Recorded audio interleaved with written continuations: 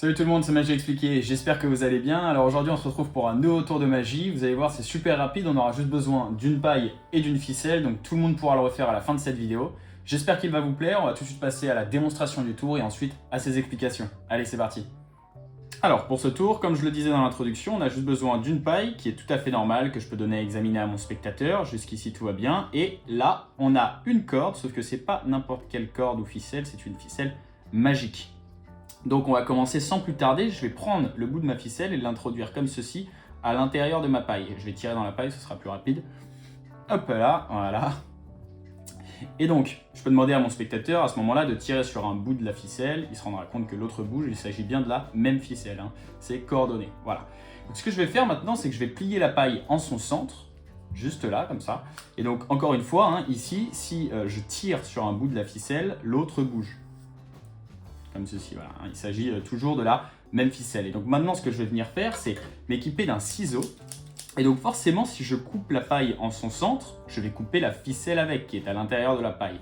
Donc regardez bien, je coupe comme ceci la paille, sauf que, rappelez-vous bien, c'était une ficelle magique. Donc si je claque des doigts, que je tire sur la ficelle,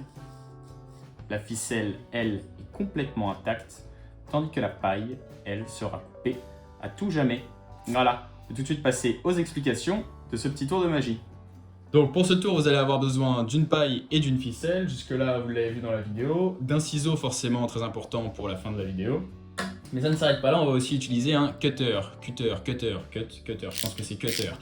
Alors l'idéal pour la paille, c'est de prendre une paille en carton. De toute façon, je crois qu'on vend plus de paille en plastique, il faut préserver les petites tortues, et c'est très bien comme ça. Et donc avec le cutter, vous allez faire une incision de 2,5 cm environ au milieu de la paille, comme ceci.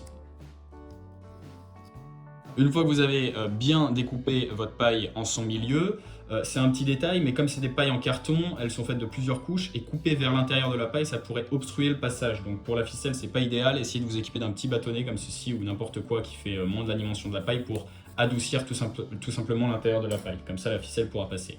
Et donc là, on peut commencer notre tour. Donc, vous montrez la paille à votre spectateur, vous pouvez même essayer de lui donner, généralement c'est un risque que vous pouvez prendre, mais généralement il ne voit même pas l'incision tellement elle est minuscule avec le cutter. Ensuite, vous allez prendre la ficelle en lui expliquant que c'est une ficelle magique, et vous allez tout simplement l'introduire à l'intérieur de la paille, comme ceci. Moi je vais souffler, enfin tirer plutôt dans la paille, ce sera plus simple. Hop, voilà, c'est plus rapide. Une fois que vous êtes dans cette configuration là, vous allez mettre la coupure donc vers vous. Comme ceci. Donc là, vous pouvez demander à votre spectateur de tirer sur un bout et sur l'autre. Ils se rendent bien sûr compte que c'est la même paille. Enfin, la même ficelle plutôt. À partir de ce moment-là, vous allez venir plier la paille en son centre, avec bien sûr donc l'incision en face de vous. C'est pour ça que j'ai changé la caméra de sens, pour que vous voyez mieux.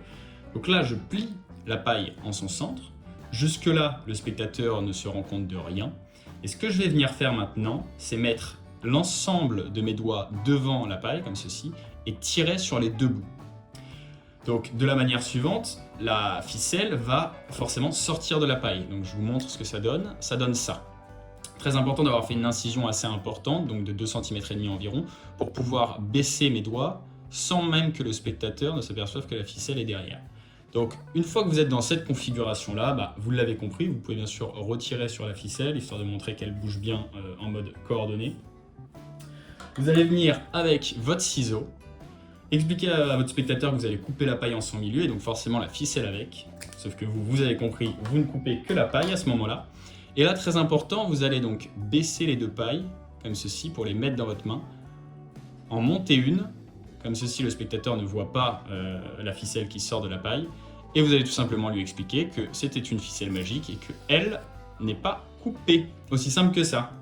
Et donc là, encore très important, vous allez montrer à votre spectateur que les deux bouts de la paille où on ne voit pas l'incision.